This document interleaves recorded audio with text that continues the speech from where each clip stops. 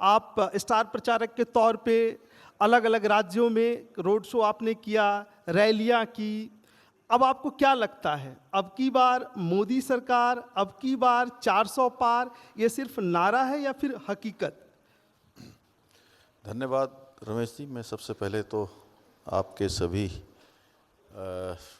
जो चैनल से इस समय जुड़े हैं और इस कार्यक्रम में भाग ले रहे हैं, मैं उन सबका अपनी ओर से स्वागत करता हूं, अभिनंदन करता हूं, आपका धन्यवाद देता हूं। और चुनाव का ये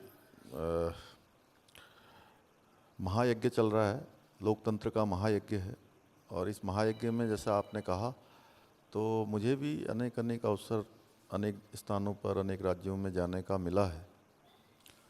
और जिस प्रकार से पूरे देश के अंदर लोगों का उत्साह मैंने देखा, पूरब हो, पश्चिम, उत्तर, दक्षिण, हर क्षेत्र में, और मैं कह सकता हूँ एक छोर से लेकर दूसरे छोर तक, और भीषण गर्मी में भी लोगों का अपार उत्साह, और रैलियों में, रोड शो में, जनसंपर्क में जिस प्रकार लोगों ने सहभागिता की है, तो 400 पार का नारा तो है।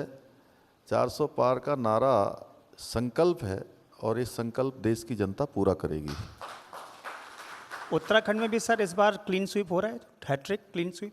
हाँ, उत्तराखंड में तो देखिए, आदरणीय प्रधानमंत्री मोदी जी को हमेशा लोगों ने यहाँ से समर्थन किया है, और देवभूमि उत्तराखंड माननीय प्रधानमंत्री जी के हृदय में बसता है, और यहाँ के लोग भी उनसे अत्यधिक प्रेम करते हैं, इसलिए यहाँ कोई प्रश्न चिन्ह नहीं है। उत्तराखंड में विपक्ष के लोगों का दावा है कि मामला 50-50 का है, क्लीन स्वीप का नहीं है। रमेश जी, विपक्ष यहाँ कहीं चुनाव में था ही नहीं। जो शुरुआत में ही बात आई थी कि ये वोट कम क्यों हो रहे हैं, वोट इसीलिए कम हुए कि मुकाबले में कोई नहीं था। और आपने देखा होगा, हर बार के चुनाव में कांग्रेस में ये होता था कि चुनाव में टिकट लेना है, इसलिए सिफारिश लगानी है, बात करनी है। इस बार इस बात के लिए बात कर रहे थे कि टिकट मुझे न मिले। जो तमाम बड़े नेता थे वहाँ, जिनको हम लोग उम्मीद कर रहे थे कि ये चुनाव के मैदान में होंगे, वो चुनाव के मैदान में दिखाई नहीं दिए। यानी मैदान साफ है। हाँ, निश्चित रूप से। पिछले विधानसभा चुनाव में भी आपने इतिहास रचा था, आपके नेतृत्व में बीजेपी की फिर से सरकार बनी थी, तो इस बार भी आपका दावा है कि हम क्लीन स्वीप कर रहे हैं। एक और चीज़ है, मोदी सरकार को बहुमत मिल रहा है आपके दावे के अनुसार। चुनाव प्रचार के दरमियान विकास की भी बात हुई, तरक्की की भी बात हुई, लेकिन इन सब बातों के अलावा मंदिर की भी बात हो रही है, मज़ार की भी बात हो रही है, मुसलमान की भी बात हो रही है, पाकिस्तान की भी बात हो रही है, बाबर भी हैं, औरंगजेब के जुमले भी हैं। तो क्या लगता है कि किस आधार पे जनता मोदी सरकार को फिर से चुनने का मन बना रही है? देखिए, 10 वर्षों का जो कालखंड है वो भारत का स्वर्णिम कालखंड रहा है, और इन 10 वर्षों में अनेक ऐतिहासिक निर्णय देश के लिए लिए गए हैं, देश के हित में लिए गए हैं, और वो निर्णय लिए गए हैं जो देश की जनता देश की आज़ादी के बाद से लेकर अब तक प्रतीक्षा कर रही थी। और भारत की पहचान, मान सम्मान, विश्व में एक मान्यता इन 10 वर्षों में बढ़ी है। और ये भारत के अंदर रहने वाले भारतवासी भली भांति महसूस करते हैं। जो विदेशों में रहते हैं, अप्रवासी भारतीय हैं, वह भी आज गर्व से उनका भी सीना चौड़ा है कि हम भारत के अप्रवासी हैं। तो इस प्रकार का एक वातावरण आज पूरे भारत के अंदर भी और विश्व के अंदर निर्मित हुआ है। ये मुद्दे तो हैं, ये तो लगातार चल रहे हैं। विकास भी है, भारत का मान सम्मान भी है, ऐतिहासिक निर्णय भी हैं, गरीब कल्याण की योजनाएं भी हैं। इसके साथ साथ जो ये मुद्दे आए हैं जिनकी आपने अभी चर्चा की है, ये मुद्दे जब कांग्रेस पार्टी का घोषणा पत्र आता है या कांग्रेस पार्टी के नेता बयान देते हैं, उनकी तरफ से ही ये सब चीज़ें आई हैं। चाहे आरक्षण की बात हो, कर्नाटका में जिस प्रकार से एक वर्ग विशेष को आरक्षण में सम्मिलित कर लिया गया, अभी 5 दिन पहले कलकत्ता हाई कोर्ट का जो निर्णय आया है 10% के आरक्षण पर जो रोक लगाई है, तो जो लोग आदरणीय प्रधानमंत्री मोदी जी पर और भारतीय जनता पार्टी एनडीए पर इस प्रकार का एक भ्रामक प्रचार जो इंडिया गठबंधन के लोग फैला रहे थे कि मोदी जी आरक्षण ख़त्म कर देंगे, मोदी जी भाजपा संविधान ख़त्म कर देंगे, ये केवल भ्रामक है, झूठ है, क्योंकि इस प्रकार की कार्यशैली प्रधानमंत्री मोदी जी की कभी नहीं रही है। उल्टा अगर आप देखें तो संविधान में कहीं भी जो आरक्षण की व्यवस्था है वो जाति के आधार पर है, पिछड़ेपन के आधार पर है। इन्होंने उस संविधान को ही बदलने का काम किया है, संविधान के साथ खिलवाड़ करने का काम किया है। अब कलकत्ता हाईकोर्ट इसको रोक रहा है तो उसको भी चुनौती दी जा रही है। इन लोगों के लिए संवैधानिक संस्थाएं, भारत का संविधान कोई मायने नहीं रखता है, इसलिए ये लोग अपनी हार निश्चित मान के इस प्रकार के भ्रामक प्रचार इस बार कर रहे हैं। और जो भी आप कह रहे हैं कि आज चुनाव इस दिशा में जा रहा है, तो देखिए कांग्रेस पार्टी के नेता ही बयान देते हैं कि पाकिस्तान ने चूड़ियाँ नहीं पहन रखी हैं, तो आदरणीय मोदी जी कहते हैं तो चूड़ियाँ नहीं पहनी तो हम यहाँ से चूड़ी भेज देंगे उनके लिए। तो इसमें है तो इस तरह की बातें जो है इनकी तरफ से आई हैं। इसी प्रकार इनका घोषणा पत्र आया तो उस घोषणा पत्र में इन्होंने जो पर्सनल लॉ की बात करी, उसके बाद ये सब बातें शुरू हुई हैं।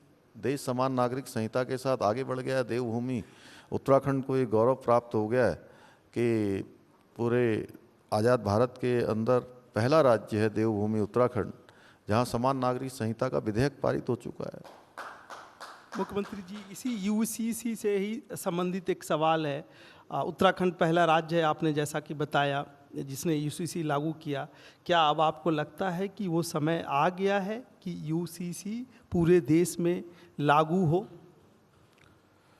देखिए, ये देश के अंदर ये मांग देश की आज़ादी के बाद से लगातार उठती रही है और ज़रूरत देश की रही है कि देश के अंदर एक विधान होना चाहिए, देश के अंदर एक निशान होना चाहिए और देश का एक प्रधान होना चाहिए।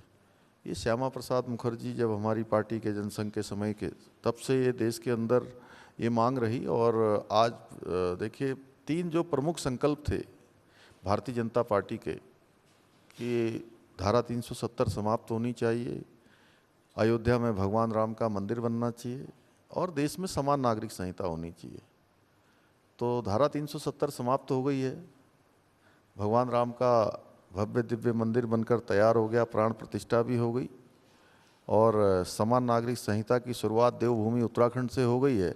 और भारतीय जनता पार्टी के संकल्प पत्र में, जो संकल्प पत्र आदरणीय प्रधानमंत्री मोदी जी के नेतृत्व में देश के सामने प्रस्तुत किया गया है, उस संकल्प पत्र में संकल्प ले लिया गया है। सवाल ये है कि पिछले 10 सालों से केंद्र में बीजेपी की सरकार है, कई राज्यों में बीजेपी की सरकार पहले भी रही है। उत्तराखंड में और धामी जी में क्या खास है कि यहाँ से यूसीसी की शुरुआत आज़ाद भारत में हुई? क्या खास है? देखिए, ये धामी जी में खास नहीं है, उत्तराखंड की जनता खास है जिन्होंने इसके लिए मैंडेट दिया है।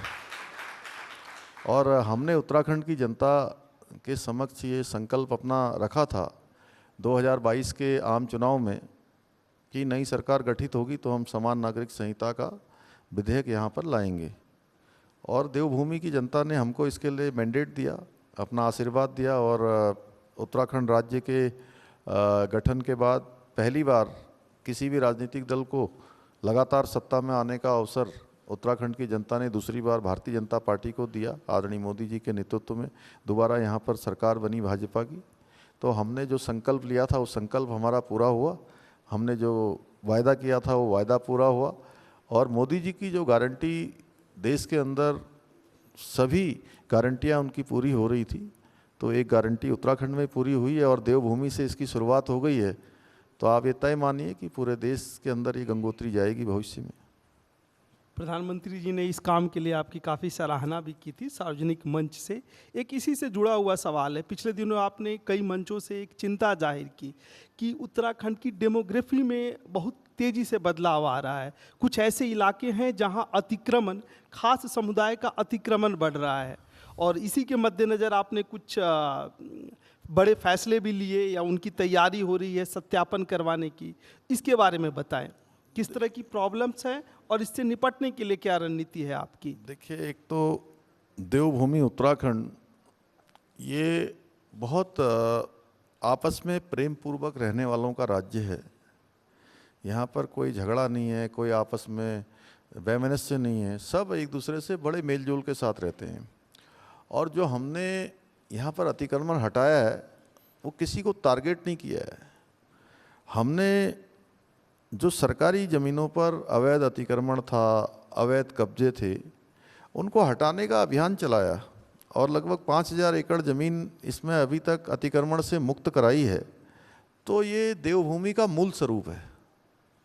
तो ये मूल स्वरूप समाप्त नहीं होना चाहिए, खराब नहीं होना चाहिए।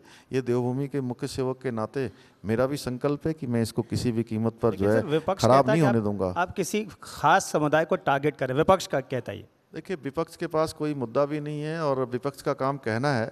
लेकिन मैं तो आपसे एक प्रश्न पूछ लेता हूँ, आप जो है नवयुवक भी हैं, हमारे उदयमान भी हैं, आप बताइए अवैध अतिक्रमण कहीं ठीक माना जाता है क्या, या होना चाहिए कि नहीं होना चाहिए? आप दोनों बता दीजिए, एक साथ बता दीजिए। अगर कानून के खिलाफ किसी ने अतिक्रमण किया है तो क्या उसको जायज़ कोई ठहराएगा? बिल्कुल नहीं ठहराएगा। चलिए, आप लोग मेरे से देखिए कितने क्वेश्चन पूछ रहे हैं, आप लोग बता दीजिए। अभी आपने एक देवभूमि के आस्था की बात की, विश्वास और श्रद्धा की बात की। चारधाम यात्रा चल रही है, जन सैलाब उमड़ पड़ा है, ढेर सारे पर्यटक आ रहे हैं, रोज़ हर दिन कोई ना कोई रिकॉर्ड टूट रहा है। ये आपके लिए गोल्डन अपॉर्चुनिटी है, उत्तराखंड के लिए एक बहुत बड़ा मौका है, पर्यटन बढ़ रहा है। तो इस मौके को भुनाने के लिए आपकी सरकार की तरफ से किस तरह की कोशिश हो रही है, आगे क्या प्लान है कि ताकि इतने संख्या में जो श्रद्धालु आ रहे हैं, पर्यटन के रूप में एक सबसे बड़ा हब सेंटर बनता जा रहा है, चाहे वो धार्मिक पर्यटन हो, सांस्कृतिक पर्यटन हो, इस अपॉर्चुनिटी को ग्रैब कैसे करेंगे आप? नहीं, ये हमारे लिए बड़ा अवसर है और चुनौती ये है कि हम जो इतने बड़ी संख्या में श्रद्धालु आ रहे हैं, तीर्थयात्री आ रहे हैं, उसको व्यवस्थित तरीके से उनको धामों के दर्शन करवा पाएँ। और पिछले 13-14 दिनों की यात्रा में सारे कीर्तिमान पिछले ध्वस्त हो गए हैं। और मैं तो पहले से ही कहता था कि हर साल यात्रा में आने वालों की संख्या बढ़नी है। 2022 में ये संख्या 46 लाख थी और 2023 में बढ़कर 56 लाख हो गई। और इस बार पिछले 14 दिनों में 15 दिनों में लगभग 12 लाख 13 लाख के आसपास हो गई है और दुगने से ज़्यादा हो गई है। तो लेकिन अब क्या है कि इन जो हमारे धाम हैं, इनकी एक बियरिंग कैपेसिटी है, एक धारण क्षमता है।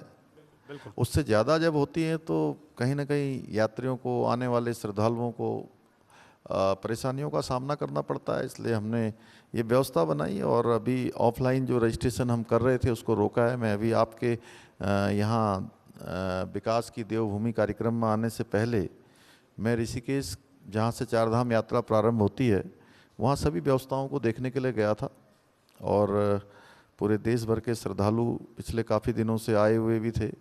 और चूँकि यात्रा अब सामान्य हो गई है और व्यवस्थित हो गई है, तो जो लोग वहाँ रुके हुए थे उनको भेजने की प्रक्रिया चल रही है। और जितने भी लोग रुके थे, आज पूरा उनका बैकलॉग ख़त्म हो जाएगा, क्योंकि धामों में जैसे जैसे स्थितियाँ बन रही हैं, क्योंकि अभी रोकना और ऑफलाइन रजिस्ट्रेशन बंद करना ये हमारे लिए एक इस समय आवश्यक हो गया था, क्योंकि जो भी आ रहे हैं श्रद्धालु, उनकी सुरक्षा हमारे लिए बहुत बड़ी प्राथमिकता है। मुख्यमंत्री जी, अभी आपने 80,000 करोड़ का जिक्र किया। एक और विरोधाभास तो नहीं बोलेंगे, लेकिन थोड़ी परेशानी वाली बात हो सकती है कि उत्तराखंड सरकार पर 80,000 करोड़ का कर्ज है। हालांकि ये विकास परियोजनाओं के लिए ही लिया गया है और ये कर्ज कोई 1-2 साल का नहीं है, ये पिछले 20-22 साल का है। तो इस स्थिति से निपटने के लिए आप किस तरह की योजना पे काम कर रहे हैं? देखिए, अभी हमारा पिछले 2 सालों में जीएसटी कलेक्शन काफ़ी बड़ा है और ये हमारे लिए चुनौती भी है कि इस कर्ज को कम करें, इस कर्ज को सीमित करें। और धीरे धीरे कर्जा चाहे जिस प्रकार का भी हो, वो ठीक नहीं माना जाता है। तो उसके लिए हम कुछ दीर्घकालिक योजना बना रहे हैं। सभी विभागों को हमने अगले 10 सालों का जो है एक रोड मैप बनाने के लिए कहा है और उसके परिणाम आएंगे और आ रहे हैं। पिछले वर्ष हमारा 25% जीएसटी कलेक्शन ज़्यादा हुआ है, रेवेन्यू भी हमारा हर विभागों का बढ़ रहा है। तो हमारा प्रयास है कि धीरे धीरे जो है इस पर रोक लगाई जाए और अच्छे सकारात्मक परिणाम इसके हमारे सब विभाग दे रहे हैं। कुछ विभाग हमारे घाटे में चलते थे, जैसे परिवहन निगम हमारा हमेशा घाटे में चलता था, पिछले 2 सालों से लगातार फायदे में आ गया है। जहां हमारे को उनकी सैलरी देने में भी दिक्कत थी, सैलरी भी हम राज्य से देते थे, आज वो लगभग 40 करोड़ से भी ज़्यादा के फायदे में आ गया है।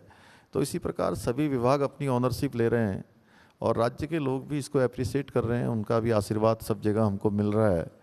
तो आगे चलकर हमारा अच्छा प्लान होगा, अच्छा नियोजन होगा। मुख्यमंत्री जी, अभी आपकी एनर्जी की बात हमारे सहयोगी ने की। छोटा स्टेट है उत्तराखंड, लेकिन यहाँ मौके बेमौके कई बार आपके सामने कुदरत की चुनौतियाँ भी सामने आ जाती है। कुछ दिनों पहले कुछ महीने पहले जोशीमठ की घटना हो या फिर उत्तरकाशी के टनल की घटना हो, आप इन चुनौतियों से आपने डटकर मुकाबला किया और आप हीरो की तरह सामने आए। इनफैक्ट प्रधानमंत्री और बीजेपी के भी वरिष्ठ नेताओं ने आपके इस मैनेजमेंट स्किल की, आपके इस समर्पण की तारीफ की। आपका मोटिवेशनल फैक्टर क्या है? कौन आपको मोटिवेट करता है? नहीं, देखिए, मैं कभी भी चीज़ों से भागता नहीं हूँ। अगर कोई समस्या आई है तो उस समस्या से भागना कोई उसका समाधान नहीं है। मैं समस्या का सामना करता हूँ और उसमें मुझे सबका सहयोग भी मिलता है। चुनौती आती है तो चुनौती को स्वीकार करके हम कोशिश करते हैं कि उस चुनौती से निपटा जाए, उस चुनौती पर पार पाया जाए। और अंततः जितने भी ऐसे एक मामले नहीं है, बहुत सारे प्रकरण हैं। आपने तो टनल का और जोशीमठ का और ऐसे बहुत बार अभी भी आपने देखा होगा, बीच में वनाग्नि हो गई, फिर 4 धाम यात्रा शुरू में जो है ज़्यादा हो गई, कभी हल्द्वानी का प्रकरण आ जाता है, कभी जो है पेपर लीक का मामला आ जाता है, कभी विधानसभाओं की भर्तियों का आ जाता है। ऐसे अनेक अनेक प्रकरण बीच बीच में आते रहे, लेकिन चूँकि जब नीयत साफ़ हो और आपके मन में किसी प्रकार की कोई दुविधा न हो कि भाई मुझे इसका समाधान करना है और मुझे अपना जितना भी मेरे अंदर सामर्थ्य है, पूरी सामर्थ्य लगानी है, पूरे मनोयोग से काम करना है, तो भगवान की भी कृपा होती है और सबका साथ भी मिलता है। और ऐसे ही आप सब लोगों का सबका साथ मिलता गया और हम लोग इन सब बाधाओं से आगे बढ़ते रहे। आखिरी सवाल, जी मीडिया के इस कार्यक्रम से, इस स्टेज से उत्तराखंड के लोगों के लिए आपका क्या संदेश है, और बाकी देश के लोगों के लिए भी, क्योंकि देश ही नहीं, देश विदेश हर तरह के जगह से हर तरह के लोग उत्तराखंड में आते हैं, क्योंकि ये आस्था श्रद्धा का केंद्र है। तो यहाँ के लोगों के लिए और देश के लोगों के लिए आपका क्या मैसेज होगा? देखिए, देवभूमि उत्तराखंड हिमालय का राज्य है और ये राज्य, इसमें सभी प्रकार की जो संभावनाएं हैं वो मौजूद हैं।